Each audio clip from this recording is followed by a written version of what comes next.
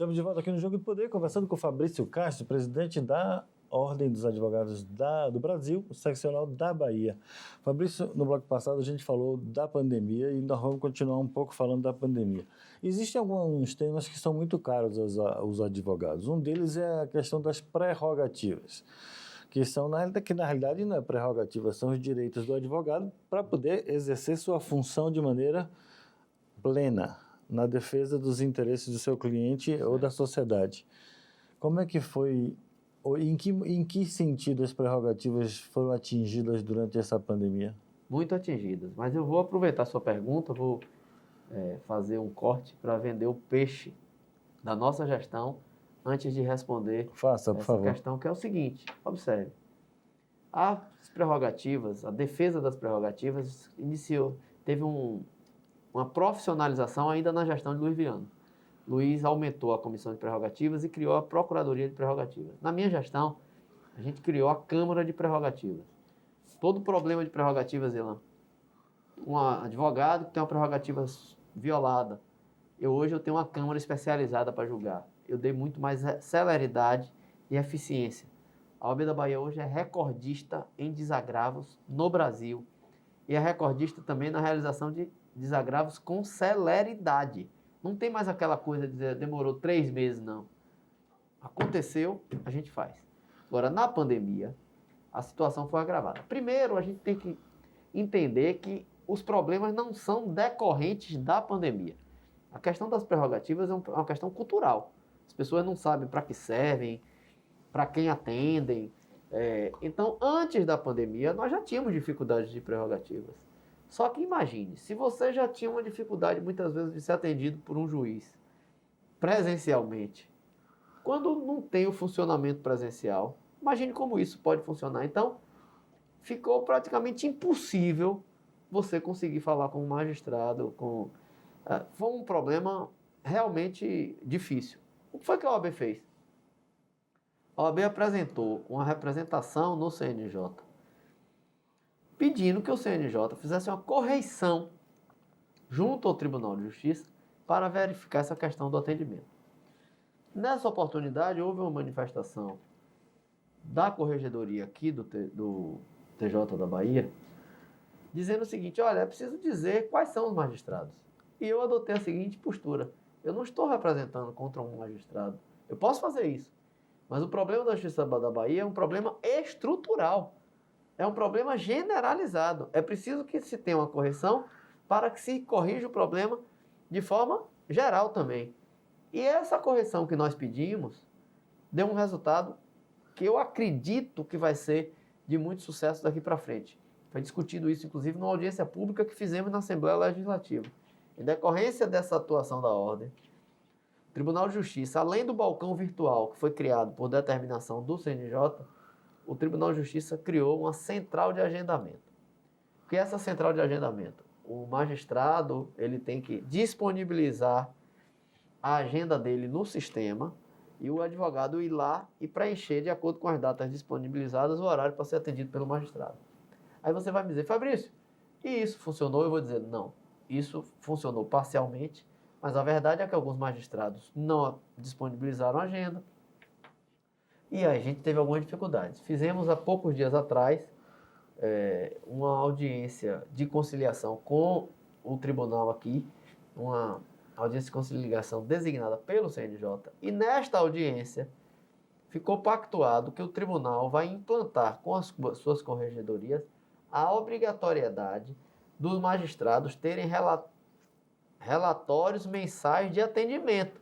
Então, no final do mês, o magistrado vai ter que dizer quantos atendimentos ele fez. Isso vai impactar na produtividade dele? Vai melhorar no meu entendimento. E outra coisa, eu vou propor, inclusive, que o critério atendimento sirva para a aferição de notas dos magistrados para efeito de merecimento. Porque o atendimento é uma obrigação do magistrado. E eu acho muito natural, Zilan, muitas vezes o magistrado está despachando uma liminar, ele não pode atender naquele momento, ou ele está fazendo uma audiência, tem que ter uma razoabilidade. Mas não é possível que, em alguns casos, o magistrado não atenda nunca. Então, essa fiscalização pelo Tribunal de Justiça ela é fundamental. E a ordem deu uma contribuição importante no sentido de resolver essa questão sob o ponto de vista estrutural. Não adianta resolver o problema da vara X. É preciso que a gente trate o problema de forma conjuntural. E eu acho que se essa central de agendamento for acompanhada de uma fiscalização pelos tribunais e da obrigatoriedade dos magistrados apresentarem um relatório de atendimento, que é publicado no Diário Oficial, os advogados podem eventualmente dizer, isso não aconteceu, ou eu quis e não fui atendido. Eu acho que isso tudo, e ainda com a possibilidade, que é o que nós vamos propor, dos magistrados na avaliação terem o critério de atendimento, eu acho que vai melhorar muito este ponto. E a questão dos honorários? Os honorários na pandemia foi realmente um problema, porque tem processos, Ilan, que até hoje estão suspensos. Processos físicos não estão rodando. Processos que precisavam de uma audiência de instrução presencial não estão rodando. Então, o advogado ganhou menos nesse período. O advogado ganhou menos, ele tem uma dificuldade muito grande e a gente tem que realmente pedir que o judiciário avance mais rapidamente na volta das atividades. Mas eles estão contra esse retorno agora, né?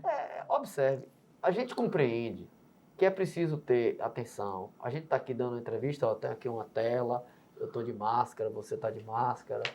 A gente compreende que o momento exige protocolo, exige cautela, mas a pandemia não vai acabar. A pandemia tem uma perspectiva de mais quanto tempo? O mundo tem que rodar. Só o judiciário não voltou. O mundo todo está rodando e o judiciário não está no mesmo clima, no mesmo tempo. Então é preciso que o judiciário avance essa volta. É preciso que o presencial do judiciário avance. Evidentemente, é preciso que se tenha um protocolo. Como é esse protocolo? Olha, numa sala de tantos metros quadrados vai ter até tantas pessoas, só entra tantos advogados por vez, agenda o horário, faz uma carga num sistema de drive-thru, se for o caso. O protocolo faz descentralizado. Ideias tem diversas. Agora, é preciso que o funcionamento volte a ser o mais próximo da realidade possível. Isso urge. E você acha que vai implementar isso ou não? Eles vão implementar? Eu acho que não tem jeito. Eu acho que eles já demoraram muito, mas é uma tendência. Não tem como não implementar. Porque não tem como, já chegou no limite. Perfeito. Eu agora quero lhe fazer umas perguntas um pouco mais complexas, que tratam também da relação com o tribunal. Eu queria falar da Operação Faroeste. Na hora, claro. Qual é a posição da OAB em relação à Operação Faroeste? Eu acho que a Operação Faroeste é uma oportunidade. Eu tenho dito isso desde o início. O Tribunal de Justiça da Bahia é objeto da maior operação que envolve um Tribunal de Justiça no Brasil. Salvo engano meu, nós tivemos até agora 8 desembargadores de alguma forma envolvidos. É uma oportunidade de separar o joio do trigo. É uma oportunidade de aprofundar, investigar e tirar do Poder Judiciário todos aqueles que eventualmente foram envolvidos em corrupção. Evidentemente, respeitada a defesa, o contraditório, ninguém vai fazer para julgamento de ninguém, mas é preciso que se faça isso. A Operação Faroeste, na minha opinião, ela tem um defeito. Ela está demorando demais. Ela precisa ser priorizada. A Operação Faroeste precisa encerrar na fase do Ministério Público o quanto antes e as denúncias têm que ser apresentadas. O Poder Judiciário não pode sobreviver com uma espada na cabeça. A OAB, Zilan, fez de tudo para contribuir. Nós fomos ao CNJ, nós fomos ao STJ e nós fomos ao Supremo Tribunal Federal, na Faroeste e também na injusta causa, porque não existe corrupto sem corruptor. E, nesse caso, seria o advogado. O advogado, como é que o Tribunal de Ética da OAB da Bahia ela pode até abrir o processo. Ela tem conhecimento que teve uma operação envolvendo um advogado tal, o processo é aberto. Só que você não consegue instruir o processo. Eu não sei de que o advogado é acusado. Ele vai se defender de quê? Então, e nós não tivemos acesso. É interessante uma coisa que as pessoas não sabem. Você sabia, Zilan, que o próprio CNJ não teve acesso? Ainda. Ainda? É um absurdo isso. Porque o processo aqui é sigiloso. processo é sigiloso. Eu até sou favorável a mudar um pouco a regra do processo dentro da ordem, mas a lei estabelece o sigilo do processo. Nós não tivemos acesso a isso, é preciso que tenha. E é preciso que toda a sociedade e o próprio tribunal postulem que essa operação seja concluída com rapidez. A Operação Faroeste já tem o quê? 2 anos aproximadamente. E até hoje a gente ainda aguarda inquérito, a gente ainda aguarda algumas coisas. Nós estamos falando de um poder. Um poder. Imagine um cidadão que tem, às vezes, um processo. Ele fica preocupado, porque toda hora tem fake news, toda hora tem... Então, é preciso um esforço do Ministério Público para concluir o quanto antes as apurações, apresentar as denúncias, e isso tem que ser apreciado com muita celeridade. E às claras e transparente. No próximo bloco nós vamos continuar Tudo bem. aqui no Jogo do Poder com Fabrício Castro, presidente da OAB Bahia. Até já, hein?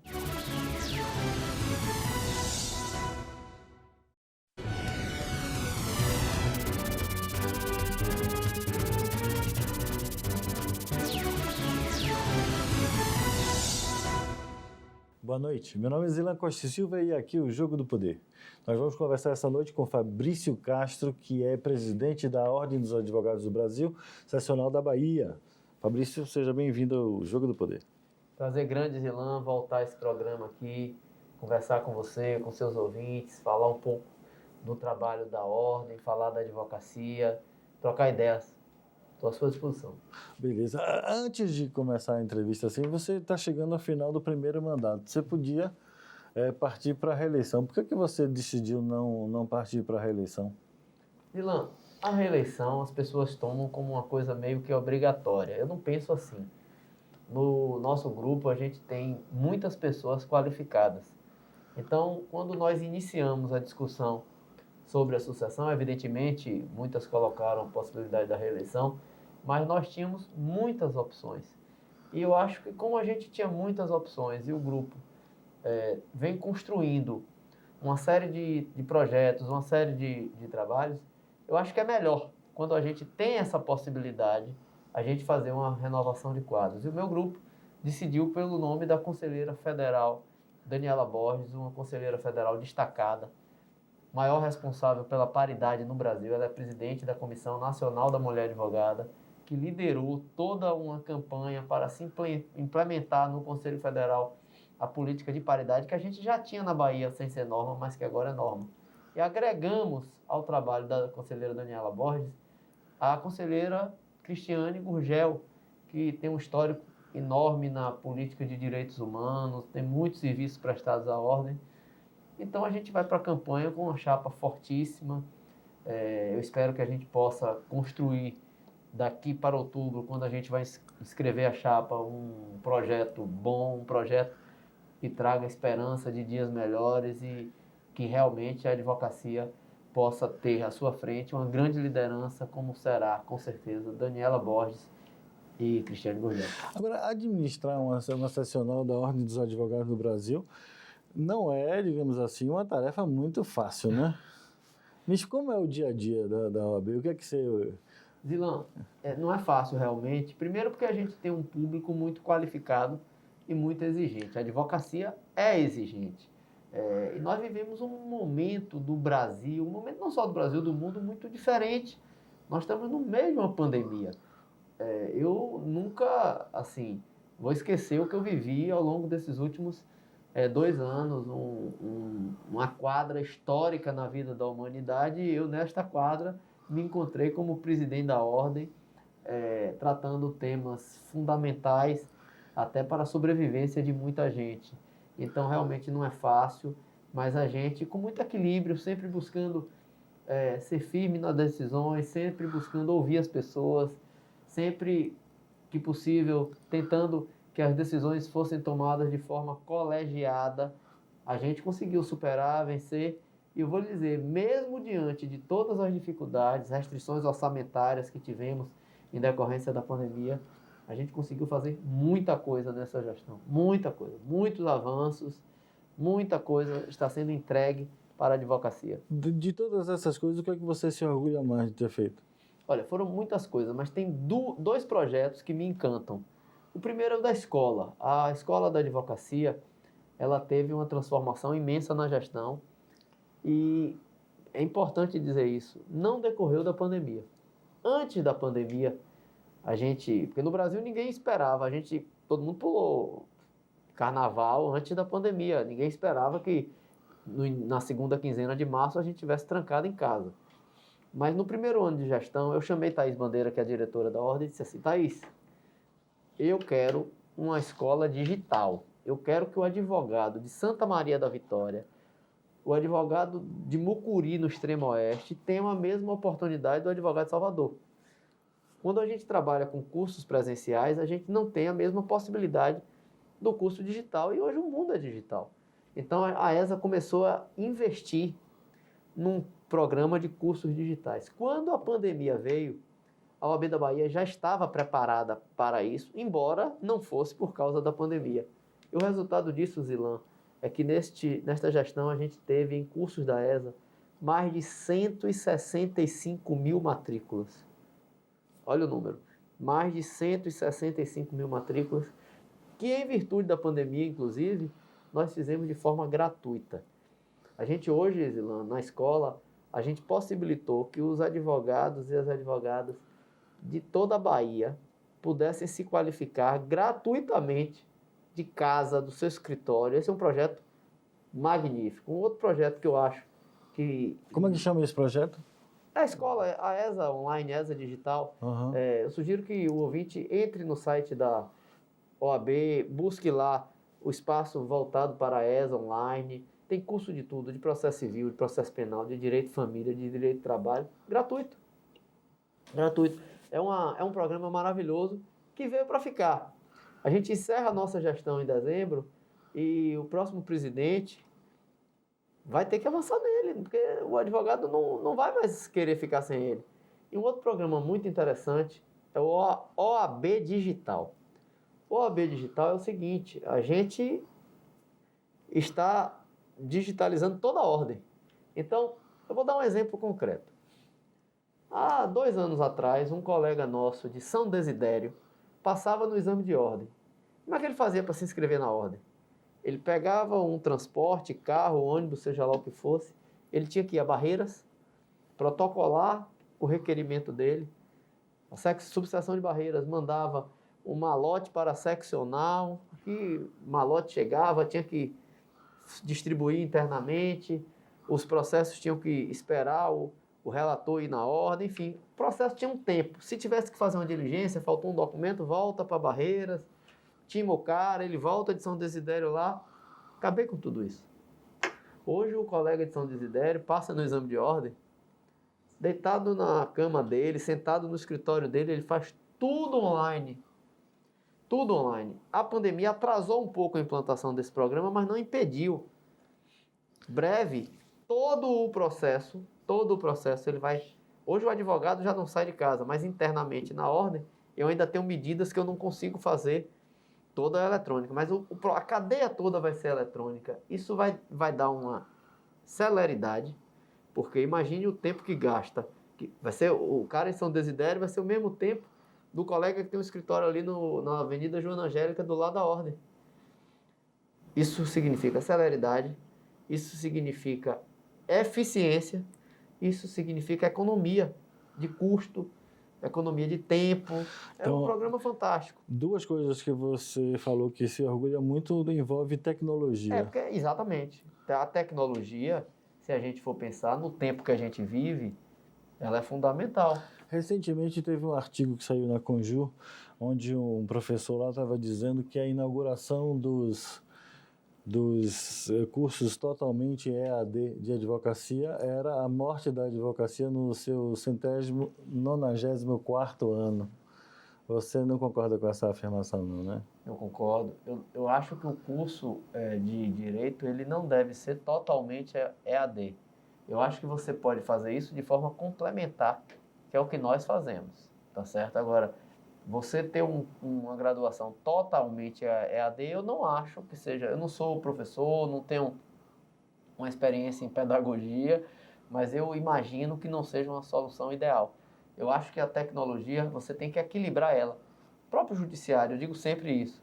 A tecnologia é bom para o judiciário, eu digo ela é fundamental.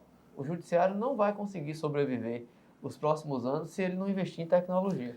Nós vamos falar da relação da OAB com o Judiciário no próximo bloco. Bora sim. Voltamos aqui no Jogo do Poder, depois dessas mensagens comerciais, rapidinho até já.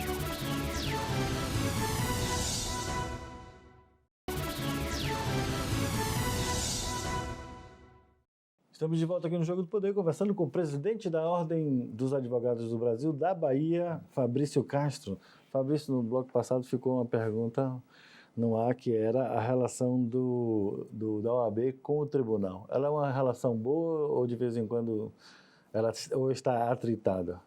Então, depende dos presidentes. O presidente do tribunal, o presidente Lorival, ele é um democrata, ou seja, ele recebeu bem todas as críticas que a OAB fez, e não foram poucas. A gente, durante esse período de pandemia, em diversos momentos, a gente apresentou pleitos, a gente apresentou reclamações, mas não tivemos nenhuma posição, pelo menos que eu me lembre, nenhuma insurgência do tribunal, porque a gente pensa diferente, de forma nenhuma. É uma relação respeitosa, mas ao mesmo tempo é uma relação independente. Exemplo agora, por exemplo, essa questão do BRB. O tribunal está querendo assinar um contrato com o BRB para substituir o Banco do Brasil, e nós, na ordem, temos... O BRB é um banco que não tem nenhuma agência na Bahia, né? Nenhuma agência na Bahia. Aí a OAB fez, por exemplo... Sim, eles querem fazer a troca para quê? Para não pagar ninguém? Eles publicaram um edital. Esse edital, os bancos que têm uma rede de agência maior aqui na Bahia não compareceram, inclusive o Banco do Brasil, que tem muitos problemas. Quero aqui deixar claro que o Banco do Brasil não é essa maravilha toda. Mas quando nós entendemos o que estava para acontecer, a gente fez um ofício para o tribunal. E nesse ofício a gente apresentou algumas perguntas. Uma das perguntas foi: quantos alvarás físicos o tribunal expediu durante o ano? Você sabe quantos? Não. 12 mil alvarás físicos. Como é que um banco que não tem nenhuma agência, tem nenhuma agência vai poder fazer o pagamento de 12 mil alvarás físicos? Essa é uma pergunta que é importante responder. Eu aprovei já, na sessão do Conselho de sexta-feira, uma pré-autorização do Conselho para que a Ordem adote medidas tanto junto ao CNJ como junto ao próprio Judiciário para suspender essa contratação. Estou ainda ultimando algumas conversas porque a gente sempre entende, Zilan, que é importante ouvir o outro lado. E o BRB quer se manifestar, então o BRB vai, ao longo desses dias, apresentar alguns esclarecimentos, mas a Ordem já está ciente, o Conselho já se manifestou, já tem essa autorização. Nossa Procuradoria está pronta para efetivamente adotar as medidas. Isso é independência. Isso já foi adotado, né? Porque vocês já tomaram algumas medidas dessa natureza. Já judicializando contra o Banco do Brasil várias vezes, contra a Caixa temos ação judicial. Esta agora será contra o BRB, se efetivamente eles não prestarem os esclarecimentos que a gente está solicitando. Por exemplo, dos alvarás físicos. Mas essa contratação já está sacramentada e feita pelo Tribunal de Justiça, né? O processo licitatório já está ao seu final, mas o contrato ainda não foi assinado, pelo menos até onde eu sei. Certo. Bom, aí vamos ver o que vai acontecer. E vocês pretendem acionar o quê, mais ou menos? Vai procurar no CNJ? Aí a gente autoriza e a nossa Procuradoria faz a avaliação técnica. Temos uma Procuradoria eficiente, temos uma Procuradoria profissionalizada e que tem à frente uma conselheira. O tribunal sempre quer diminuir a quantidade de comarcas do interior, né? Ou concentrá-las. E qual é a posição da OAB nesse tema? A gente, uma luta imensa, e nesse aspecto foi ótimo a relação com o tribunal, porque a gente evitou o fechamento de diversas comarcas. Neste assunto, a origem do presidente ser da advocacia ajudou, porque ele era um advogado que veio do interior, e a gente conseguiu fazer uma conciliação com o tribunal para suspender o fechamento de comarcas. Então foi fundamental. Às vezes a gente consegue um acordo, em outros, como no caso do BRB, a gente talvez não consiga. Eu só espero que o BRB apresente as explicações. Essa, por exemplo, dos alvarás é fundamental. Como pagar os alvarás físicos? Isso é um assunto de importância muito grande para a situação do advogado e do próprio cliente, né? Agora me diga uma coisa, e Da pandemia, exatamente a relação com o tribunal durante a pandemia. Porque o tribunal no começo fechou, né? Fechou e encerrou todas as atividades. Como é que foi a OAB na construção desse processo? A gente sempre teve o acesso ao tribunal, acesso virtual. O tribunal, quando a gente falou tribunal, na verdade são vários interlocutores diferentes. Da mesma forma que na ordem, não apenas o presidente da ordem e o presidente do tribunal. A gente sempre teve um acesso para as discussões, agora sempre com muita independência e sempre respeitoso. Em muitos momentos a gente foi ao CNJ, tanto com o Tribunal de Justiça como com o Tribunal do Trabalho. Porque o que é que eu penso que a relação tem que ser da ordem com os poderes ligados ao judiciário? A gente tem que ter, primeiro, a capacidade de articulação, a capacidade de contribuir para que a melhor decisão seja adotada. A gente faz isso. Esgotada essa possibilidade, se a decisão administrativa, no nosso entendimento, tiver algum vício ou não for a melhor, a gente toma as posições sempre com muita lealdade. Sempre avisando, olha, não concordamos com isso, vamos buscar medidas judiciais ou administrativas. E assim foi feito durante toda a pandemia também. Se você for fazer uma pesquisa, foram diversas apresentações, tanto com o TRT como com o TJ. Mas mesmo assim, houve um impacto muito grande na advocacia geral. Você, como presidente, você viu isso no estado todo. Como é que foi esse impacto? Rosilan, observe, eu lembro que no dia 12 de março, eu estava num evento em Itabuna, à noite, tratando da saúde pública de Itabuna e não tinha ligação com a pandemia. No dia 13 de manhã, eu estava saindo de Itabuna para ir para Ilhéus, e eu me lembro que eu ouvi um áudio sobre o coronavírus, e no caminho eu fui entendendo que a gente ia entrar numa quarentena. Eu me lembro que no dia 17 de março de manhã eu fiz uma reunião na ordem, fui para casa e passei muito tempo sem sair de casa. Ou seja, nós todos, toda a sociedade brasileira, por mais que a Covid-19, o nome é Covid-19 porque a doença foi descoberta em 2019. Mas em fevereiro de 2020, nós não imaginávamos aqui no Brasil que iríamos viver isso. Então, estávamos completamente despreparados, né? Completamente despreparados. Completamente despreparados. Aí o que é que acontece? Na segunda quinzena de março, de uma hora para outra, todo mundo estava em casa. Isso foi um desafio pessoal, familiar, institucional, profissional. Todo mundo reaprendeu a trabalhar, a fazer as coisas. Para os escritórios de advocacia não foi diferente. Mas o advogado normalmente ele não é assalariado, né? Ele é um profissional liberal. Você teve uma diminuição do seu faturamento. Você teve um problema com o cliente. Como é que você atende o cliente? Você não tinha como atender o cliente. Você tinha um problema do custo, porque você ganha menos, mas o custo do aluguel está lá. Ou seja, é problema de toda a natureza. Porque o advogado, embora a maioria do advogado, ele não tem sociedade. Ele é um profissional liberal individual. Mas ele tem o aluguel dele, ele tem um funcionário que trabalha com ele tem os custos para ele trabalhar. Imagine você ter isso tudo e os seus processos não andarem. Com o andamento da pandemia, é que as pessoas começaram a se acostumar, o processo eletrônico nesse aspecto ajudou. Assim, não fosse o processo eletrônico, seria muito pior, mas ainda assim, hoje ainda a gente sofre muitos problemas decorrentes dessa pandemia. E vocês tiveram algum programa de assistência? O que foi que vocês fizeram? A Caixa de Assistência teve um programa que as pessoas, muita gente sabe, Fabrício, mas advogado recebendo cesta básica, eu vou dizer, Zilan, foi emocionante. Assim, as pessoas, a Caixa tem uma função de assistência. A Caixa nasceu para isso, né? Para ajudar o advogado que precisa. Recebi mensagens que dá vontade de chorar. De pessoas que realmente estavam precisando. Foram 2.000 cestas 2 vezes. 2 vezes no mês ou 2 meses seguidos? Foram em 2 momentos da pandemia. Sim. Se distribuiu essas cestas. Foram 4.000 cestas. 2 numa vez e 2 na outra. Não deu para quem quis. Foi muito rápido. Muito E não foi entregue nenhum advogado que não estava precisando. Não, Todos estavam tem um precisando, né? critério. Uhum. Tem um critério. O advogado se autodeclara realmente precisando. Mas com certeza, assim, você vai dizer assim, Fabrício, teve alguém que pode ter acontecido, mas não é. Eu acho muita maldade num momento desse, um drama humano dessa natureza, uma pessoa que não precisa fazer isso.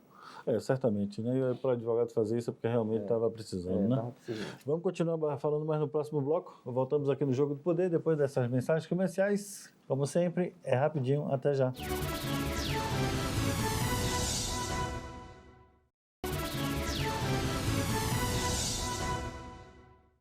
Estamos de volta aqui no Jogo do Poder com Fabrício Castro, presidente da OAB Bahia.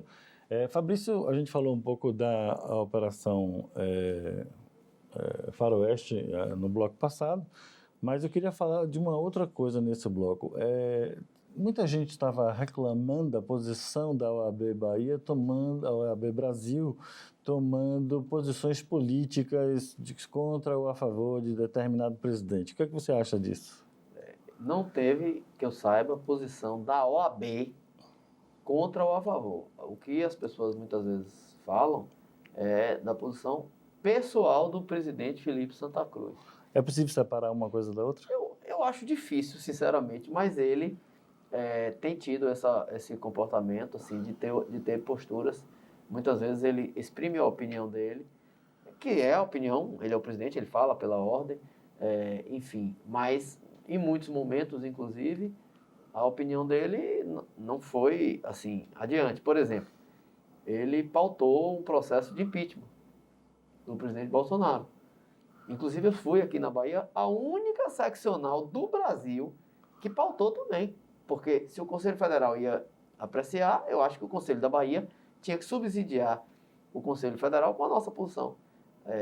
Ele foi minoritário, ou seja, houve uma maioria no Conselho Federal no sentido de que não era para ter feito essa pauta. Ou seja, muitas vezes a posição externada por ele não foi acompanhada por uma maioria, não teve ressonância no pleno do Conselho Federal.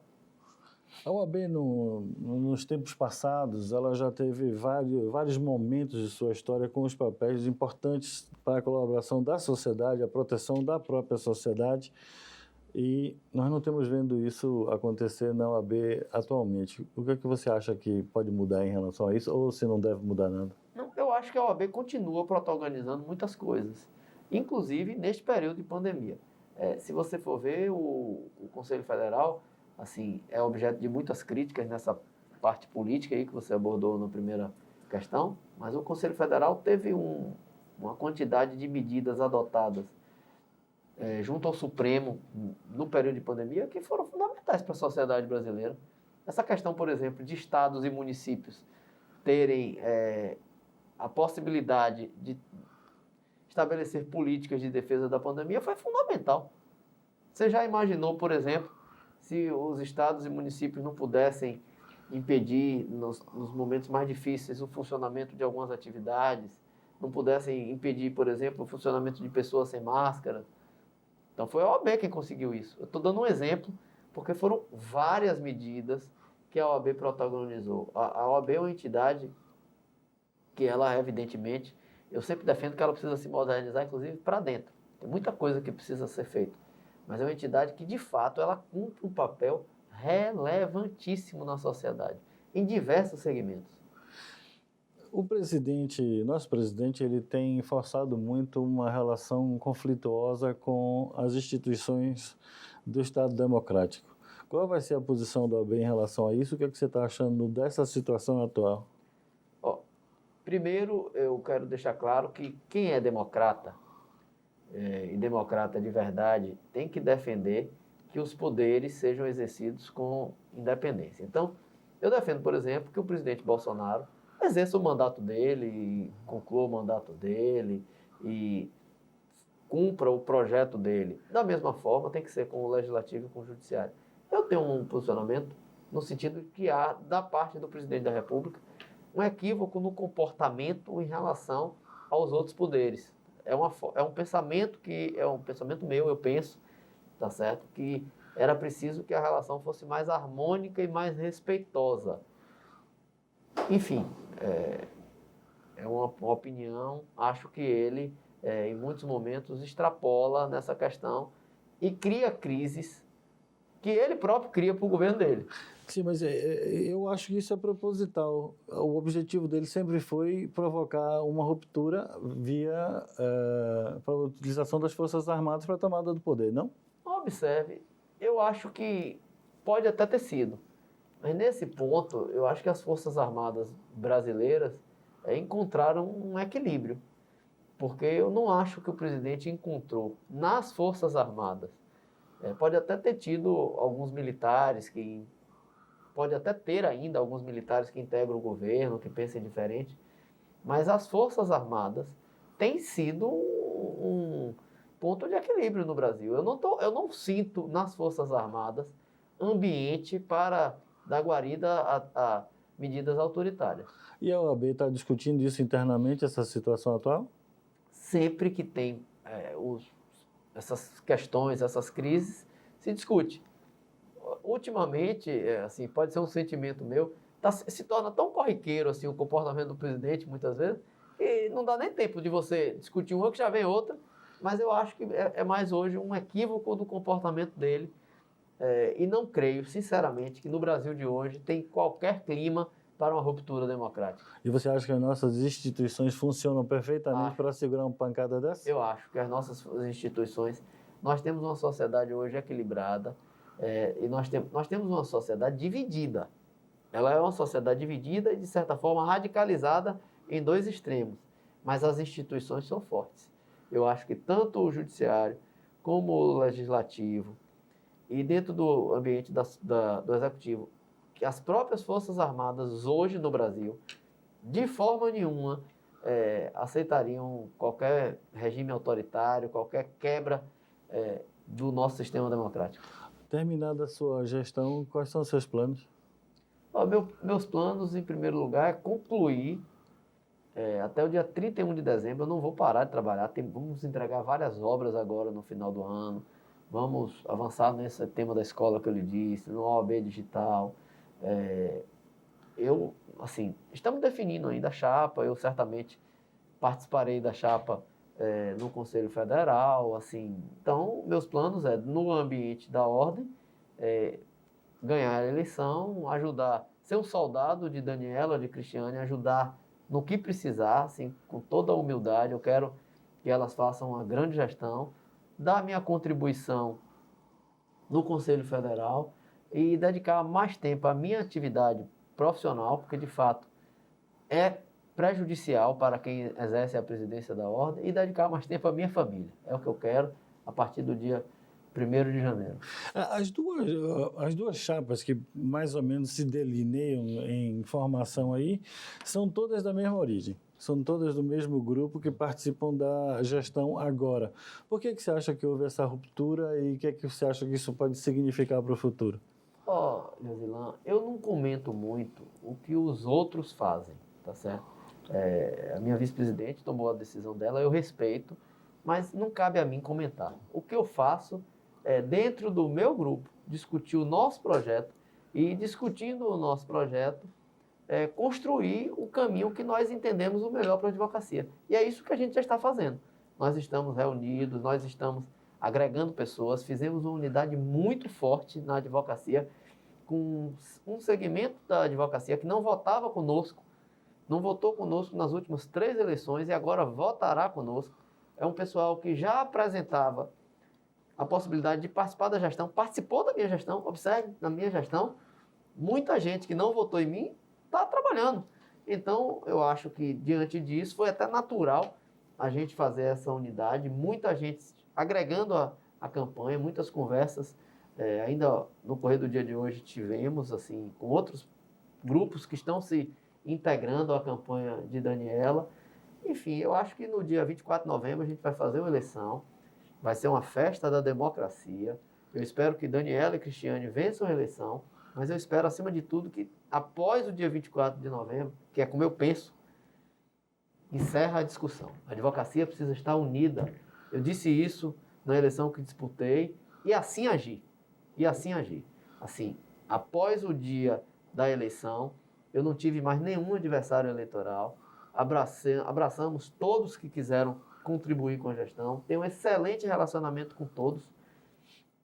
E eu espero que agora sim seja a mesma coisa. A gente dispute a eleição, a gente tenha uma eleição que seja respeitosa, que seja democrática. E após a eleição, que quem ganhar faça um excelente trabalho e que conte com a colaboração de todos os outros. Eu acho que é assim que a gente faz. A gente não pode fazer na ordem como se fosse na política tradicional. Nós não somos partido político e nós temos um interesse comum, que é o bem da advocacia. Eu penso que tem que ser assim. Fabrício, muito obrigado pela sua entrevista aqui com a gente. Espero que a gente repita mais vezes. Sempre que convidado. Um prazer imenso falar com você, falar com seus ouvintes e uma oportunidade de dizer um pouco do que a gente fez nesse período. Perfeito.